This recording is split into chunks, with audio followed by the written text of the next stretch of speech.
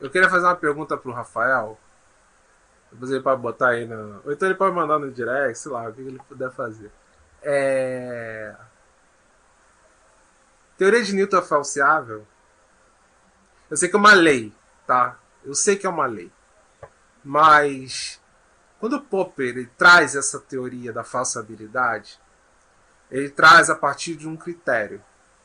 De que a partir dali, toda teoria, dependente do que ela seja, ela precisa ser falseável. Ela precisa ser refutada. Mas e as teorias lá atrás que a gente não refuta?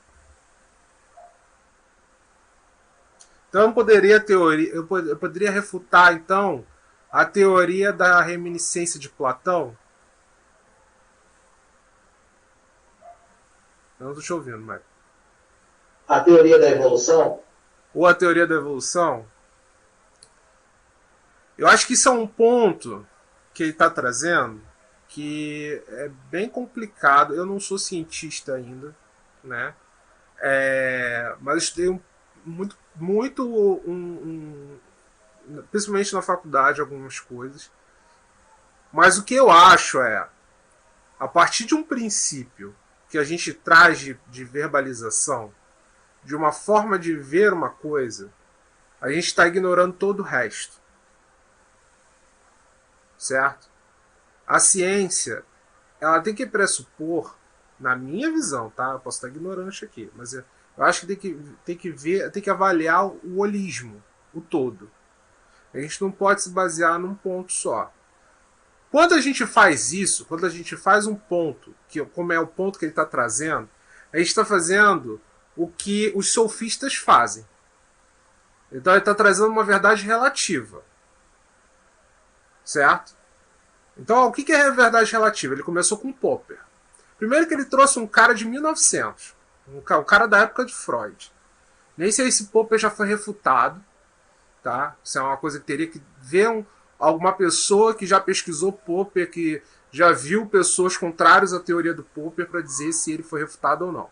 Mas ele está trazendo um cara que está em 1900, já tem mais de 100 anos, que ele está trazendo a ideia dele. Então ele está entrando numa linha narrativa. Foi. Rafael respondeu: não. Como poderia refutar a lei da gravidade? Se 1 milhão de pessoas ele escreveu ousassem para dizer de um prédio para testar, eu acho que nenhuma flutuaria. Então ela não é falseável. Ela não é falseável. Então como é que a gente então, pode se basear? Ela é uma lei, então podemos dizer que ela é uma ciência única. Ela é uma verdade absoluta. Ela é uma verdade absoluta. Ela é uma verdade absoluta. Tá? Ela é uma verdade absoluta. Então eu poderia dizer. Mas aí eu poderia colocar outra coisa. A lei do efeito de Thorndike. Né? Que é aquela que toda ação que você faz. Uma reação oposta e igual. Eu acho que não é exatamente isso, não, mas eu acho que é isso. Essa também poderia ser uma falseável, que não necessariamente. E ela é uma lei. Sim. Mas ela é falseável. Ela é falseável? Porque por exemplo, vamos botar a lei da ação e efeito. Vamos botar no sentido mais simples. Uma briga. Você me dá um soco. Segundo a lei, eu te daria um soco igual. Mas e se eu não quiser? E se eu não for forte o suficiente que você? Oi? E se eu não for forte o suficiente que você? Ou se eu for mais forte? Exatamente. Né? Exatamente. Então, o que a gente tem aí que pode ser falseado? A influência, o desejo, a força, tudo que é externo pode ser. Então eu poderia pressupor, então vamos lá, a gente botou duas teorias aí. A gente botou a teoria que envolve o ser humano e uma teoria que não envolve o ser humano. Tá? Então vamos lá. Uma maçã caindo e um ser humano caindo teria o mesmo efeito. Sim. Ou não, porque pode ser que o humano rolaria. Ou pulando de um prédio? Mas a maçã também rolaria. Rolaria, Depende da distância. Exatamente. Depende da distância. Então o efeito é o mesmo. O efeito é o mesmo, né? Então, provavelmente a lei do efeito deveria ser o mesmo. A lei do efeito deveria ser o mesmo. Deveria. Mas aí é que tá. Ela é falseável. Então, o que é falseável e o que não é falseável, entendeu? Se eu boto lá, vamos botar lá atrás, tá? Vamos botar a teoria da reminiscência de Platão, que eu gosto muito dessa teoria.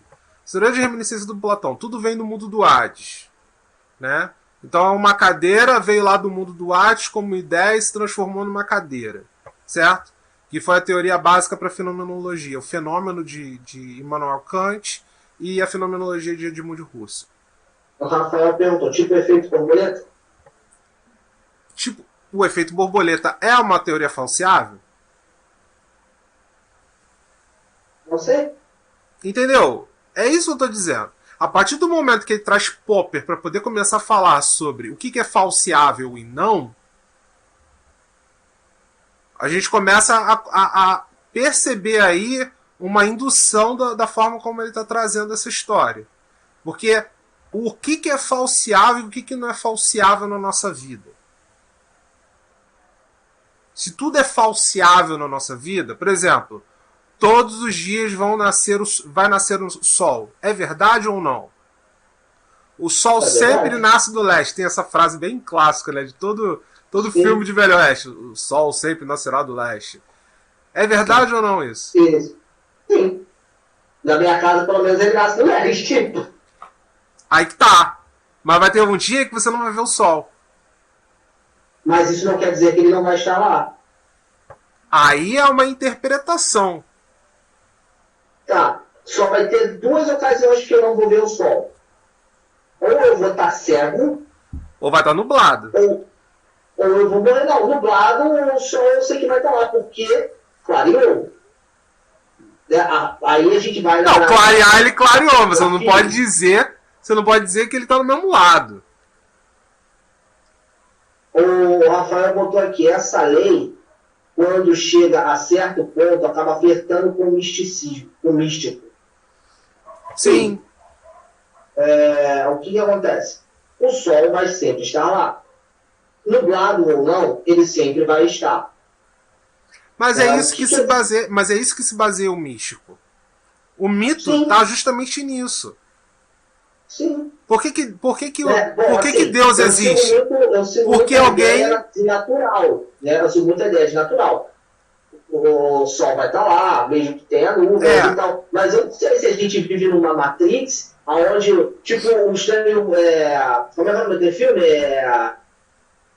Truman no Show da Vida. Sim. Que a lua era a base dos caras que eles faziam lá, a filmagem, a central dos caras era a lua. Uau, pode ser, não sei. Não, mas por exemplo, olha só. Por que Deus está no céu? Por que os deuses estão no céu? Porque caía raio. Porque é o local mais alto. Não, porque caía raio. Não chega. Porque era um movimento que as pessoas temiam. O ser humano ele podia combater os animais, ele não podia combater os raios. Entende? E aí o raio era uma forma de Deus ou os deuses dizerem que o ser humano estava fazendo algo errado. Ou estava acontecendo alguma coisa de ruim. Entendeu? Que existiam chuvas comuns e chuvas muito tenebrosas. Então tinha toda uma implicação. Isso é místico, cara. Isso é místico. A gente flerta com o misticismo. Entende? Quando você fala assim, cara, o raio cai sempre quando tem uma árvore. É místico. Por que o raio sempre vai cair numa árvore? Sei lá. Aqui eu já vi cair na lagoa. Pode cair na água, pode cair em qualquer lugar. Como é que ele pode comprovar? Como é que pode comprovar isso? Como é que você tem essa comprovação? Aí você tem que falar, não, isso é falseável. Isso acontece dependendo de uma série de fatores. Sim. Entendeu? Então se a gente tem coisas que a gente tem certezas E a gente não tem. E tem coisas que a gente diz ter certezas. E podem ser relativas, talvez, não sei. Entende? Por exemplo, a gente tem a lei da gravidade, que é uma lei universal. Até se encontrar um lugar onde, por exemplo, acho que é o Mar Morto, né? Que lá acho que não tem um... Acho que é tão as coisas não afundam, né? Uma parada assim, né? Exatamente. Quer dizer... E aí? Existe o Mar Morto. O Mar Morto não tem gravidade na água. Onde normalmente em qualquer outro lugar no mundo teria. Você afundaria. E aí? Como é que isso é comprovado? Aí você vai dizer, não, só essa coisa aqui que não pode. Entendeu? Não pode. Não, é que nem... Mas é ignorado. É ignorado. O Rafael botou, místico no que eu digo de quando eu faço algo para alguém, positivo ou negativo, que eu vou ter uma consequência. Você sempre vai... Então, mas é que tá, isso também é uma outra teoria. Causa e efeito. Toda ação tem uma reação. Todo estímulo tem uma resposta. Isso é uma frase que a gente escuta desde o primeiro período da faculdade. Todo estímulo tem uma resposta. Mesmo quando a pessoa não te dá uma resposta, ela está te dando uma resposta. Ela está te dando uma resposta. Então todo estímulo é uma resposta. Isso é uma lei. Uma não ação é uma resposta. É, exatamente. É uma resposta. É uma lei. E aí?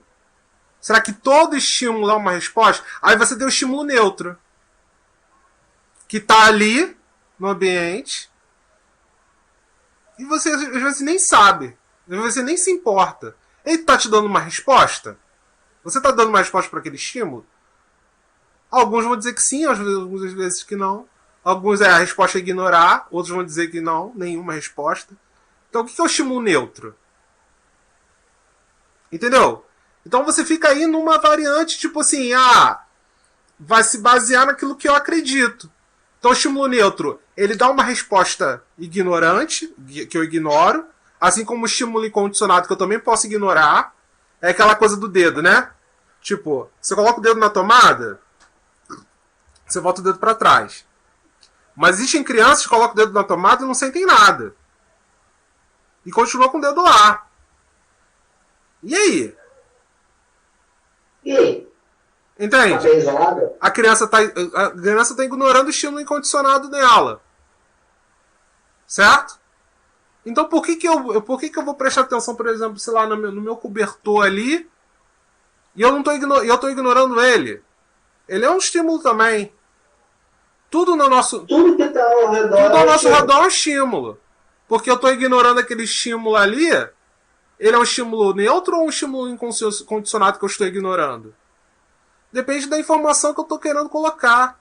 Depende do que eu vou dizer. Depende do que eu vou te ensinar. O que ensina é que aquilo ali é um estímulo neutro.